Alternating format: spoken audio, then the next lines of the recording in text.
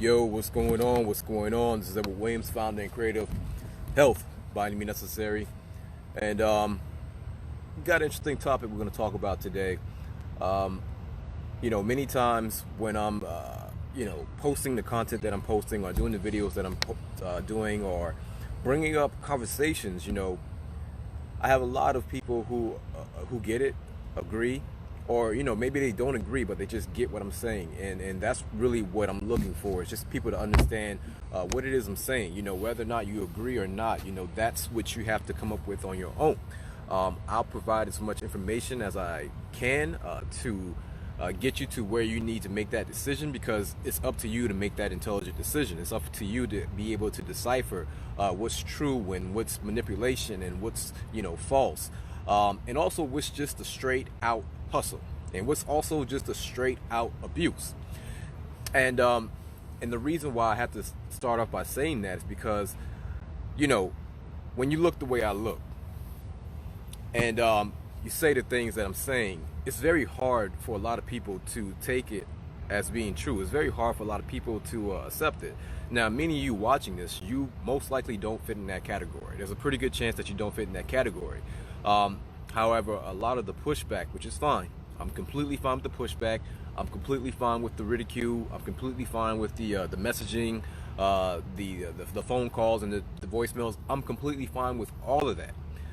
All I ask is that same energy, that same aggression, that same thorough research that you're doing as it pertains to me and the things that I'm saying. All I ask is that when you find out that what I was saying was true, I ask that you take that same energy, do a 180, and then go that way with that energy, with the same aggression, with the same courage, with the same boldness. That's all I ask.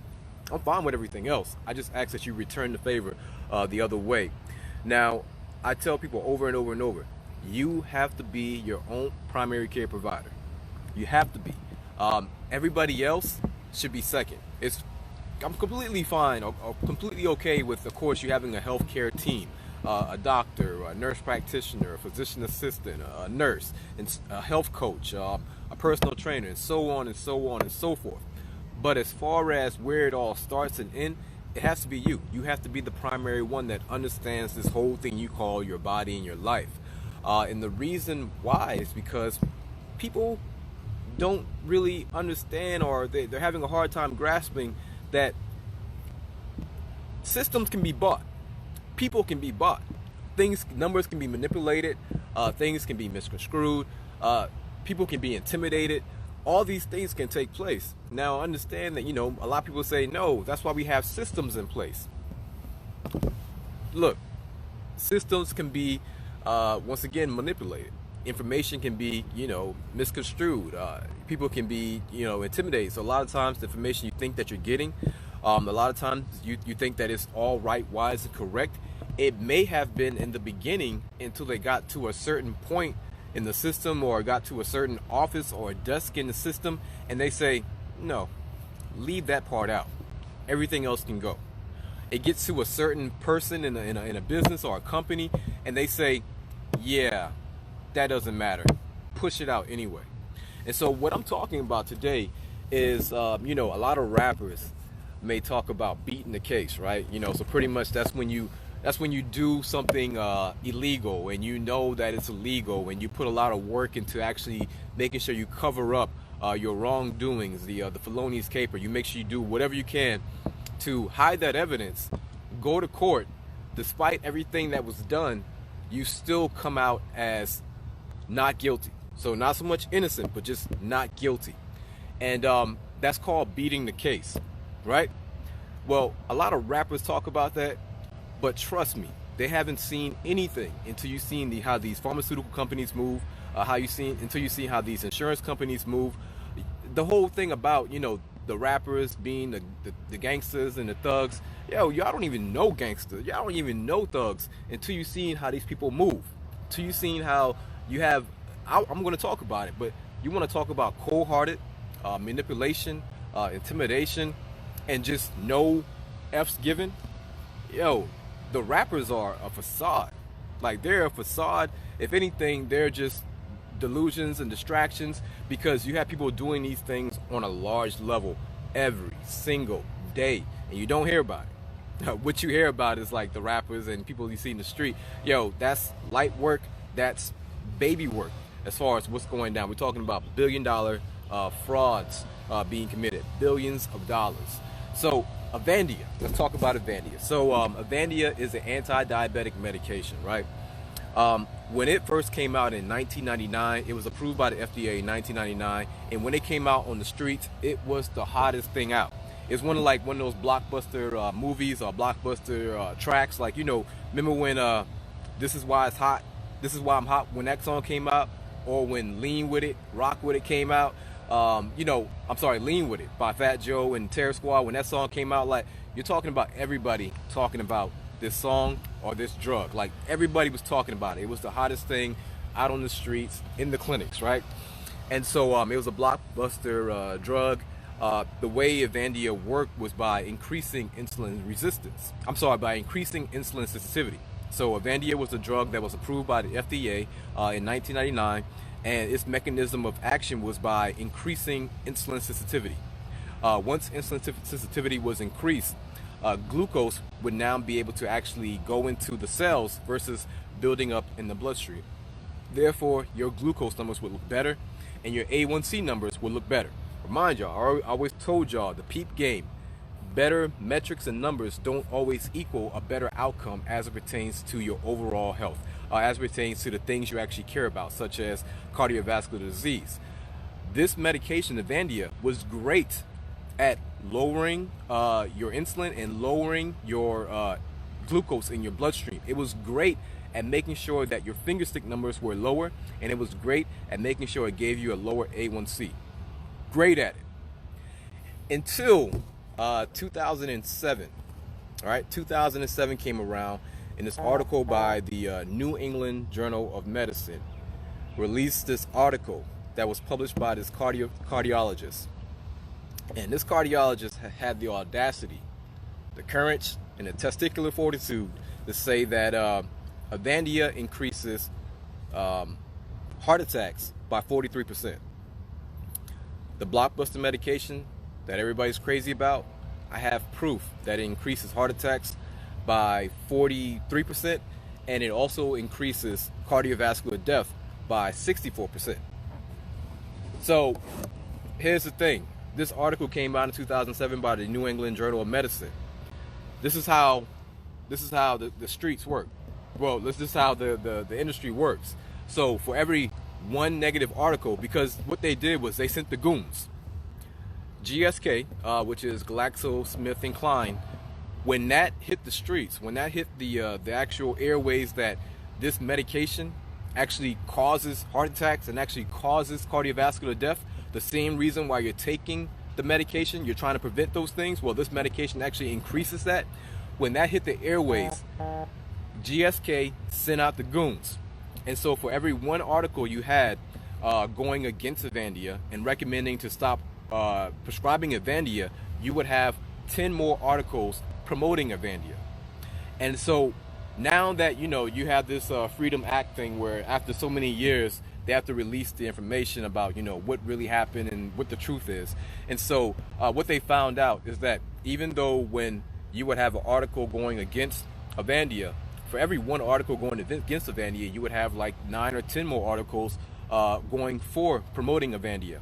They found out that if you were to take 10 of those articles, 9 of the people who wrote those articles actually had financial ties to Avandia.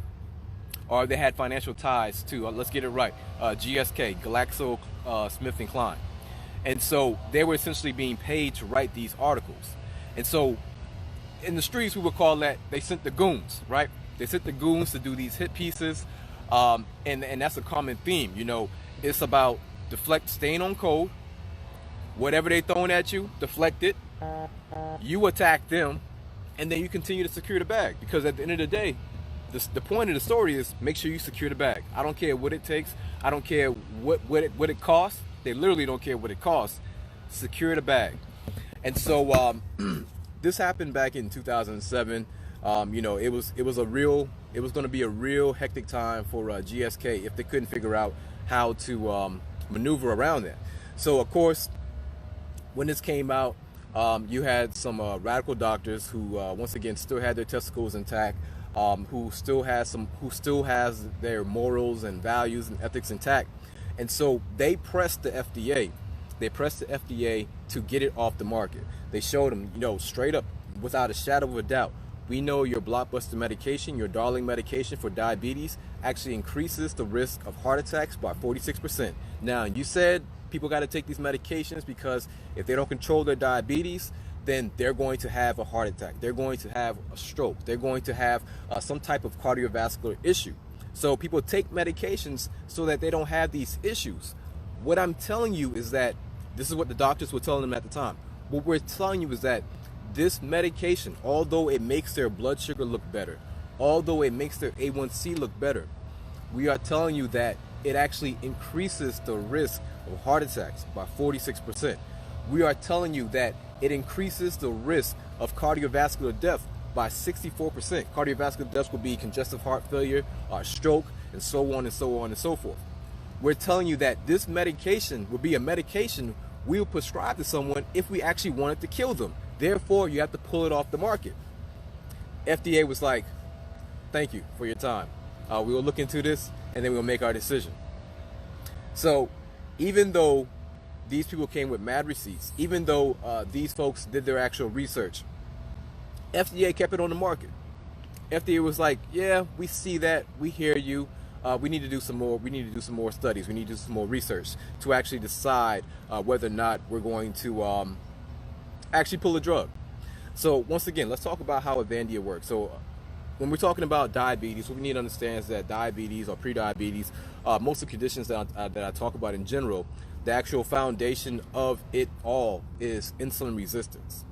And so Avandia was a medication. The reason why it worked so well as far as the metrics goes is because Avandia was a medication that forced your cells to increase the insulin sensitivity. And what that would do is force your cells to take in more glucose than it really needed. So we got to understand that insulin resistance is a decision that your body made on purpose. It's not an accident.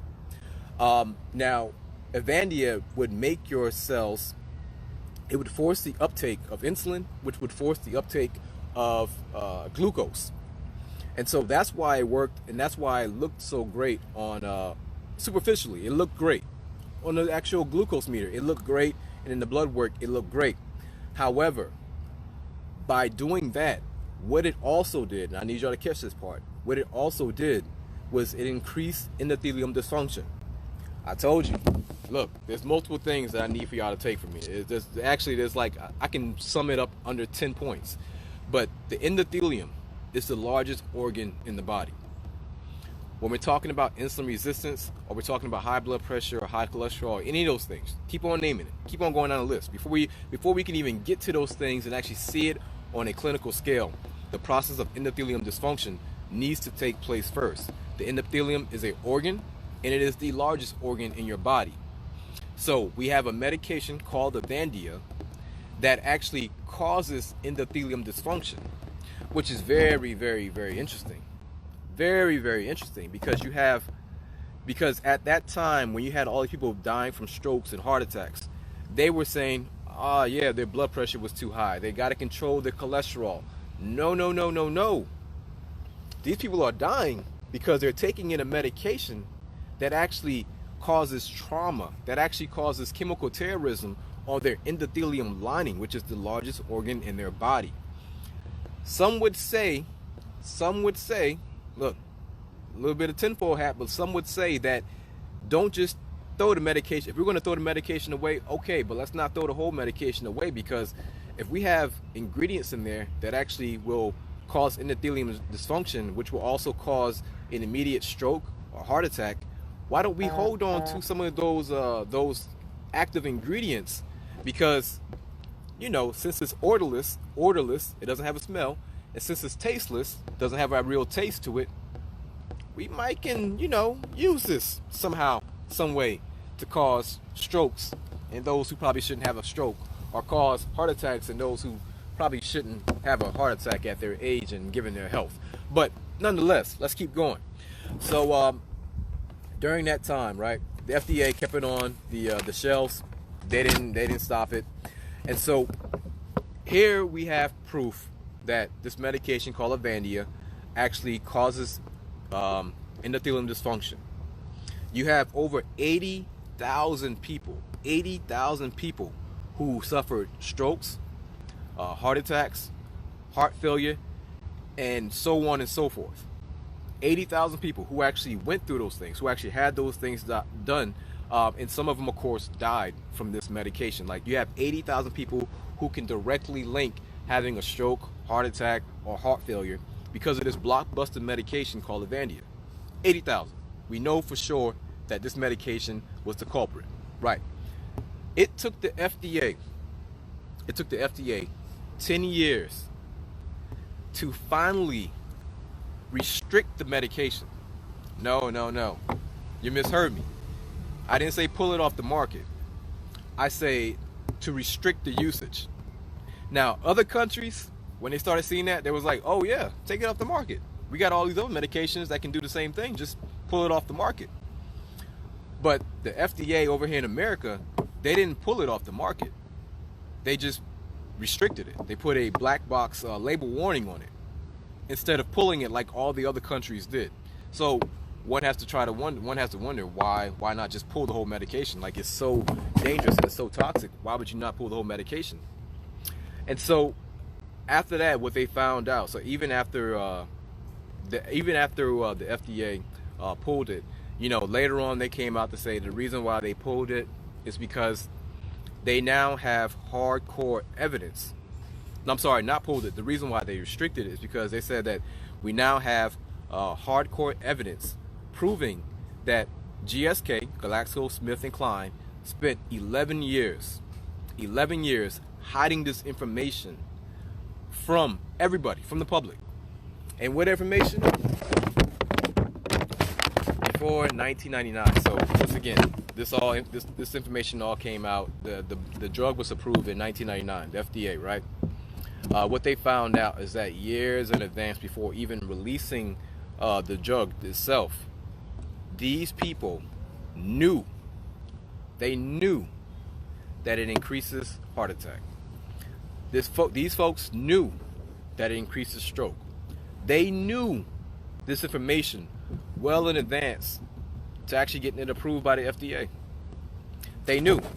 And so they showed email, like when they started going back through, and you have these people from investigative journalists, and they start going through their files and start going through the emails, and they do the whole Hillary Clinton thing. They start looking at the emails and everything like that. They found emails stating that, yes, we see that this medication will now increase heart disease. It will increase the risk of heart attack. It will increase the risk of heart failure, stroke. But let's keep this information internal. Do not release it to the public. They found emails stating that, right? Like, they have emails that prove this company, this pharmaceutical company that produces medications to improve your health, they found these emails that show without a shadow of a doubt that these folks knew well in advance before putting this medication out in the market that it would increase heart attacks. It would increase strokes. It would increase all these things that are really the number one killer in this country. The number one killer. You have medications that actually increase the number one killers. So they have these in the email, but the game is, or the code is, to stay on code. So all throughout the media, you got people, you got all these chairmen and all these talking heads just staying on code. Stay on code. The code is to deflect. Yeah, I know what you're saying, but look at all the good we do. I know what you're saying, but look at what this medication does for that. I know what you're saying, but look at what we do to the A1C. And so they're just deflecting. They're not really answering the questions. They're just deflecting. And so that's part of the code. The part of the code is to deflect and then go on the offense. Like attack. And then at the end of the day, make sure you secure the bag. So deflect, attack, secure the bag. Over and over and over. And so also one of the emails that they showed is that they were going back and forth about the fact that they knew that this medication would actually increase heart attacks. They knew the medication would increase strokes. They knew the medication would increase cardiovascular deaths in general. But they said to make sure we keep it internal, do not release it to the public, because if you release it to the public, we could lose up to $600 million. Not if you release it to the public, we might scare the people, we might have people stop taking their medications. No, don't release it to the public because we're concerned about the health of the people. No, don't release the information because we could lose up to $600 million. That was a response. Now, you may think I'm making this up, but I'll come back and show you the actual receipts. I'll clip this all up and I'll show you the receipts, all right? And so they were more concerned with that bottom line. Of course, they were more concerned about the bottom line. There was this doctor, I can't remember her last name, but her name is Dr. Rosemary. And she used to work for the FDA. And she came out on the offense against Avandia. And she said, hey, you know, I was doing some research, and she actually worked for the FDA. And she said, hey, my research shows me that Avandia actually increases heart failure and heart disease and strokes way more than you were saying. Like, she was telling this to the FDA. You're saying that it does this much, but my evidence is actually showing that it does way more than that. And the FDA said, okay, we appreciate the information. That'll be all for now. And she was like, well, just make sure you add that into the overall information. And we're like, no, I don't think we'll do that. And she was like, but you have to, because this is science. It's showing that you have to add that in. And they were like, no, I don't think so. She was like, no, you got to. And they were like, you know what? Your services are no longer needed. She's like, what, wait, I'm fired? She's like, well, we're just saying we no longer need your services. And she was like, nah, this is outrageous. I'm going to get a lawyer. And it was like, thank you. That'll be all for today. She was like, no, this can't be done, this and this and that. And they were like, how is little Debbie doing? And then that's when people walk. They're like, all right, I see what's going on here. You're asking about my daughter. I see what's going on.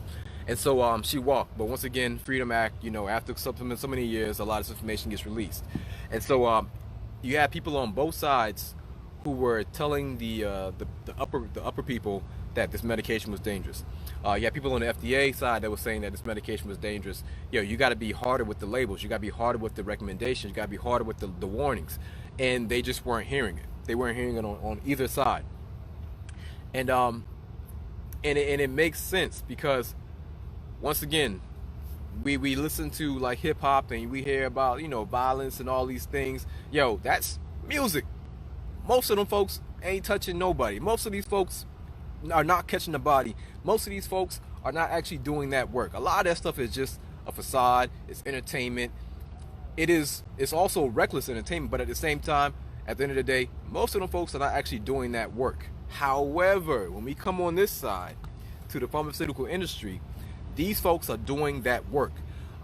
This company, this pharmaceutical company, actually, they literally sent people to these doctors' houses and to their place of work to intimidate them, to get them to shut up. But on the flip side, they also would bribe these doctors. They would also literally rapper stuff. Like, they would send these people on big cruises, send them to Hawaii, send them to concerts. They would pay them millions of dollars to go on a tour speaking about their medications. Like the same way the record label will pay for these rappers to spread death and destruction and drugs. It's the same way they were paying a lot of these doctors. The same way you see the rappers, up in the club or on the boat and the yacht, just, making it rain and spreading money. These pharmaceutical companies were paying the doctors to do the same thing. So you could see a common theme. You can see a parallel. One, these folks ain't really doing that work. On the other hand, these folks really are doing the work. And the tragedy is that you don't hear about it at all. So these people were actually having goons sent to the house. They were actually being intimidated. Other practitioners were actually being paid. They were being bribed. They were being paid millions of dollars to actually, withhold the actual truth, speak positive about the medication, prescribe the medication, and so on and so forth. So even before releasing the drug, it's important that we remember this. Even before releasing the drug, these folks already knew just how detrimental it was. And so Avandia, GSK, GlaxoSmithKline, was supposed to pay $3 billion in a settlement. Like, that's what they were supposed to pay, because, like, you get to the point where they were found not innocent, right? Or let me stop. They were found to be guilty. Now, these folks still did not, concede, or they still did not admit. They still continued to deflect, but they said, all right, what we'll do is we'll settle. We'll pay $3 billion. But $3 billion versus $110 billion, which is what they make in a year, is nothing. Like, that's like somebody telling you, okay, you got $1,000 in your pocket, we're going to fine you, and so we're going to need you to pay $10. Nothing. Light work. Yeah. After all that dirt I did, and all I have to pay is $10, light work. So you can actually say that these companies would actually put aside a trial budget, put aside a case budget, put aside money to actually beat the case, and that can actually be a part of their marketing strategy. That can actually be a part of their annual fund. We got to put money aside for the case, because we know some nosy journalist is going to put their nose in our business and call us out, and we got to go through this whole process with the FDA, and it's going to take some years. So just go ahead and set aside a couple million so that we can shut these folks up and then continue our felonious capers. And that's what they've done. That's what they do, and that's what they'll continue to do. And so it's not so much about stopping that process, right? Because that's a system, that's a machine. That processing machine will continue to grow.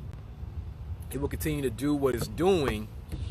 And I don't recommend, so, people talk about how to, deal with these issues and how to fight back. And yes, I definitely, I'm a favor for, these doctors continue to do what they do as far as, the articles and the research and all these things, X, Y, Z. But a lot of it is bureaucracy. A lot of it is actually a tactic that's used to slow you down, because once again, in 2007, they came out and said that this medication, without a shadow of a doubt, actually increases heart attacks and strokes. But it took years to actually pull the medication off of the shelf. I'm sorry, not even pull it off, but restrict it. And in that time, while FDA is quote unquote trying to figure out what they're going to do with it, the bag is still being secured, money is still being made, and people are still dying. And so a lot of times the system needs you to play their game by, protesting. The system needs you to write these articles. It needs you to go and do this research. It needs you to play their game in order so they can have time to come up with another hustle, so that you can ask them for another solution. And then by that time, you will have to now play that game for the next 15, 20 years. And so what I'm telling y'all is to pull yourself out of that conversation in general. Pull yourself and your family out of that conversation in general, and become your own primary care provider. You need to know your body. You need to understand what quote unquote condition you have. You need to understand what medications you are taking. You need to understand how these medications work. It doesn't have to be on a level where you can damn near come up with a chemical yourself. I'm not telling you to go so in depth, but I told you, there's 5 questions that I recommend everybody asks. Please go back and watch my video that I have called Better Medications or Better Education, because in that video I give you 5-point criteria that I need for you all to ask. One, is the condition, is it preventable? Like, can it be stopped? Can we even stop it from coming in the house? If the answer is yes, then you need to do what you need to do to prevent it. If the answer is no, then we now have to take another conversation. But this criteria is for those conditions that are preventable. If the answer is yes, the condition is preventable, next question is, all right, for those who already have the condition, is it reversible?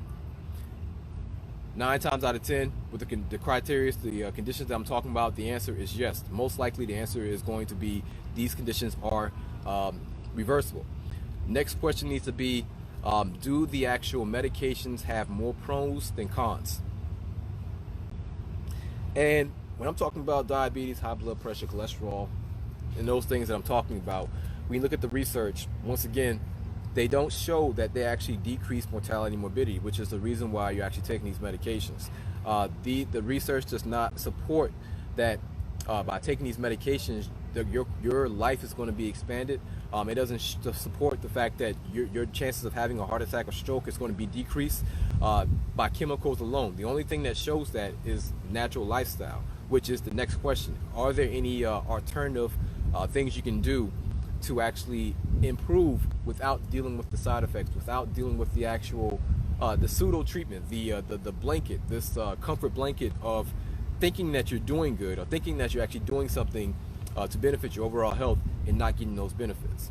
So please go back and watch that video.